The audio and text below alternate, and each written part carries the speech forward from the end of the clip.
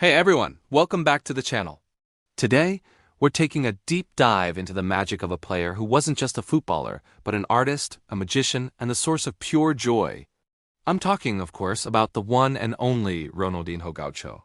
For an entire generation, that iconic smile and those dancing feet defined what it meant to love the beautiful game.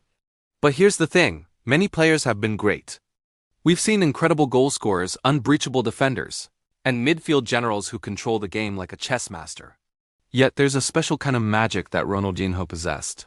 A unique flair that, to this day, no one has truly been able to replicate. So, what was it? What made him so inimitable? Let's break it down. First and foremost, it was his relationship with the ball. For most players, the ball is a tool to be controlled. For Ronaldinho, it was a dance partner. It was an extension of his own body. Watch his old clips. The ball seems to be tied to his feet by an invisible string. He didn't just dribble. He caressed the ball, he teased it, he made it do things that defied physics. The way he could cushion a 50-yard pass on his chest, let it drop to his knee, then his foot, all without breaking stride, it was seamless. It wasn't just about control. It was about an intuitive, almost telepathic connection. This leads us to his signature moves. The elastico, or the flip-flap. Yes, other players had done it before him like Rivellino. But Ronaldinho perfected it, weaponized it, and made it his calling card. He could execute it at full speed from a standstill, or even in mid-air. Defenders knew it was coming. They'd watched it 100 times on video, and they still couldn't stop it.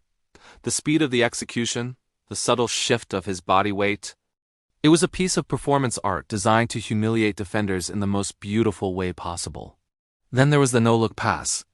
Again, not something he invented, but something he mastered and used more effectively than anyone else. For most, a no-look pass is a high-risk party trick. For Ronaldinho, it was a tactical weapon. He would look one way, drawing defenders and even the goalkeeper with his eyes, only to slide a perfectly weighted pass in the complete opposite direction. He wasn't just playing the game on the pitch. He was playing a psychological game inside the opponent's heads. His vision wasn't just about seeing the open man. It was about creating the open man by manipulating everyone's perception. But what truly set him apart was the unpredictability. With most modern wingers or attacking midfielders, you can kind of guess what they're going to do. They'll cut inside to shoot, or they'll go down the line to cross. With Ronaldinho, you had absolutely no idea. He could pull off a rainbow flick over your head, he could nutmeg you when you least expect it. He could try a shot from the halfway line, or he could simply stop, do a little samba dance, and then explode past you. He had an arsenal of tricks so vast and a mind so creative that defenders were in a constant state of panic. Do you get tight? He'll flick it over you. Do you give him space? He'll unleash a rocket of a shot. There was no right answer. Let's talk about his physical attributes, which are often overlooked because his skill was so dazzling. Ronaldinho was incredibly strong. He had a low center of gravity and powerful legs that made him almost impossible to push off the ball. You'd see big, tough defenders bounce off him. He combined the grace of a ballet dancer with the core strength of a wrestler. This physical robustness is what allowed him to execute his skills under intense pressure. It's one thing to do tricks in training. It is another to pull them off while a 200-pound defender is trying to snap you in half. And we can't forget the smile. This is perhaps the most uncopyable aspect of his game. Ronaldinho played football with an infectious, unfiltered joy. In an era of high-stakes pressure, where every game feels like a life-or-death situation, he played like he was on a beach in Brazil with his friends. He smiled when he scored, he smiled when he assisted, and he even smiled after he missed. That joy was contagious. It reminded us that football, at its core, is a game. It's meant to be fun. He wasn't just entertaining the crowd. He was genuinely having the time of his life, and that energy radiated through the screen and across the stadium. When he was on the pitch, you weren't just watching a match. You were attending a festival. This attitude is why even rival fans couldn't help but admire him. Remember that time at the Santiago Bernabeu, the home of Real Madrid? He scored 2 incredible solo goals, and the Madrid fans, the sworn enemies of Barcelona, gave him a standing ovation. It was a moment that transcended rivalry. They weren't just applauding a Barcelona player. They were acknowledging greatness. They were recognizing that they were witnessing a once-in-a-generation talent, a true artist at the peak of his powers. Think about the players who have been compared to him. Neymar perhaps comes closest in terms of flair and Brazilian skill. But Neymar's game feels more calculated, more rehearsed at times.